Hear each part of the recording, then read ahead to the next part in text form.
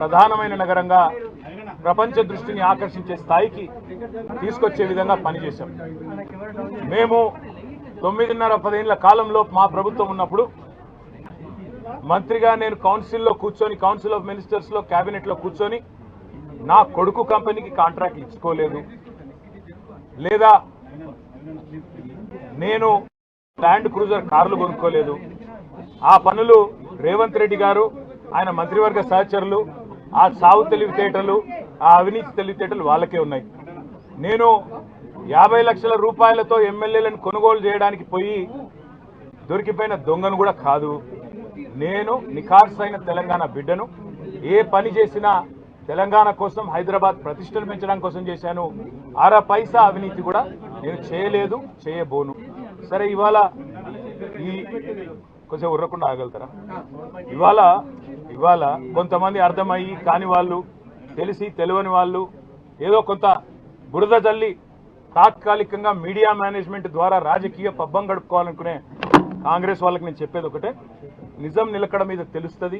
ఈ పరిస్థితుల్లో మా దృష్టి ఏదైతే కేంద్రీకరించబడిందో దాని నుంచి తప్పించలేదు. మేము మాట్లాడుతూనే ఉంటాం, కొట్లాడుతూనే ఉంటాం. గత సంవత్సర కాలంగా విద్యుత్ ఛార్జీలు పెంచవద్దని కొట్లాడింది టీఆర్ఎస్.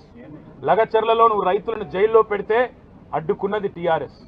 నువ్వు హైడ్రా పేరిట ఇండ్లు కూలగొడితే అడ్డుకున్నది టీఆర్ఎస్. 6 గ్యారంటీల అమలు నువ్వు చేయకపోతే నిలదీసింది అడుగడుగున కేసీఆర్ బృందం.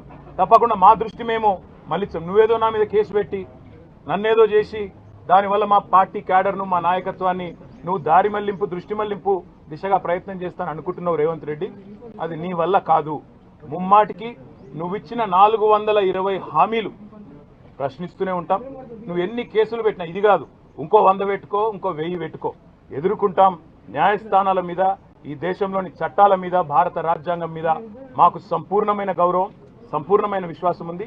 నువ్వు ఏ ప్రశ్నలన్నా అడుగు, సమాధానం మా కాడ ఉంది. ఎందుకంటే మేము నిజాయితీగా ఉన్నాం.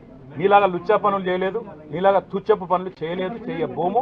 నిఖార్సైన తెలంగాణ బిడ్డగా, కేసీఆర్ గారి రక్తం పంచుకొని పుట్టిన కేసీఆర్ కొడుకుగా చెప్తా ఉన్నా, తెలంగాణ కోసం అవసరమైతే చస్తాను తప్ప ఎట్టి పరిస్థితుల్లో ఇట్లాంటి లుచ్చగాళ్ల ముందు మాత్రం తల వంచను. తప్పకుండా కొట్లాడుతూనే ఉంటా, పోరాడుతూనే ఉంటా. తెలంగాణ జయించేదాకా, ఈ కాంగ్రెస్ కబంధ హస్తాల్లోంచి తెలంగాణ బయటకు వచ్చేదాకా కొట్లాడుతూనే ఉంటాను, ప్రతిజ్ఞ చేస్తా ఉన్నా. Thank you.